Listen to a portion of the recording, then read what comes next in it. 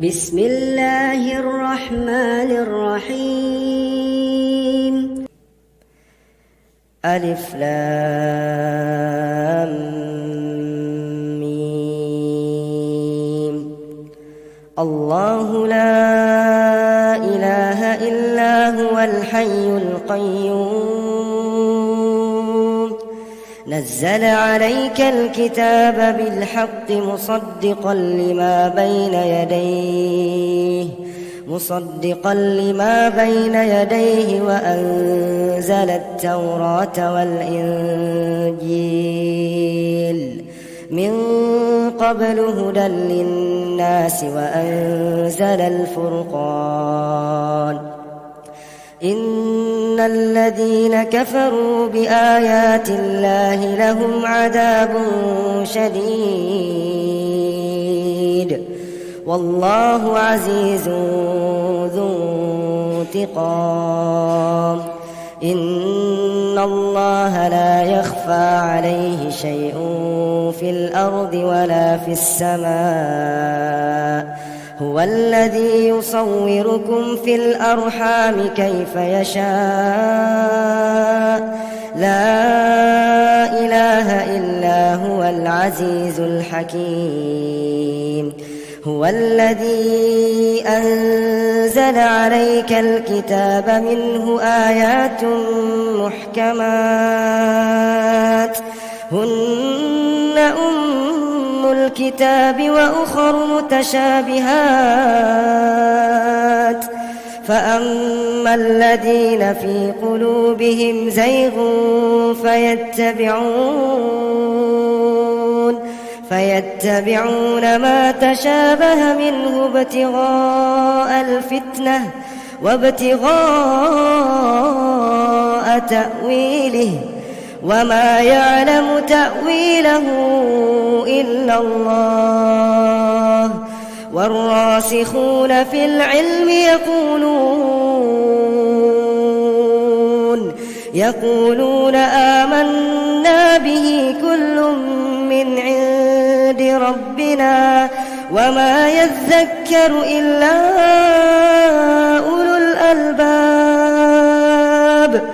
ربنا لا تزغ قلوبنا بعد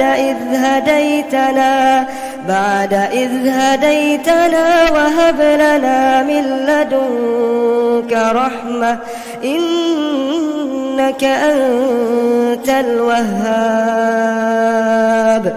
ربنا إنك جامع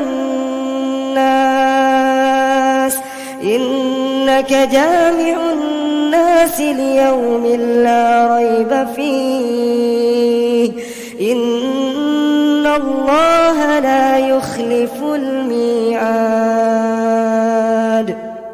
إن الذين كفروا لن تغني عنهم أموالهم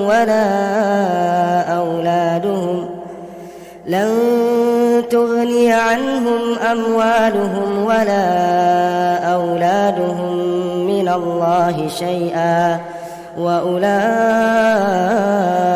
هم وقود النار. كدأب آل فرعون والذين من قبلهم كذبوا بآياتنا فأخذهم الله بذنوبهم والله شديد العقاب. قل للذين كفروا ستغلبون وتحشرون إلى جهنم وبئس المهاد. قد كان لكم آية في فئتين التقتا فئة تقاتل في سبيل الله وأخرى كافرة يرونهم مثليهم رأي العين والله يؤيد بنصره من يشاء إن في ذلك لعبرة لأولي الأبصار. زين للناس حب الشهوات من النساء والبنين والقناطير المقنطرة من الذهب والفضة والخيل المسومة والأنعام والحرث ذلك متاع الحياة الدنيا والله عنده حسن المآب قل أنبئكم بخير من ذلكم للذين اتقوا عند ربهم جنات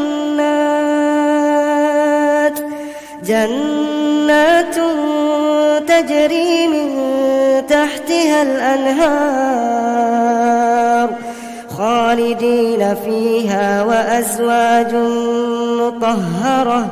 وأزواج مطهرة ورضوان من الله والله بصير بالعباد الذين يقولون ربنا إننا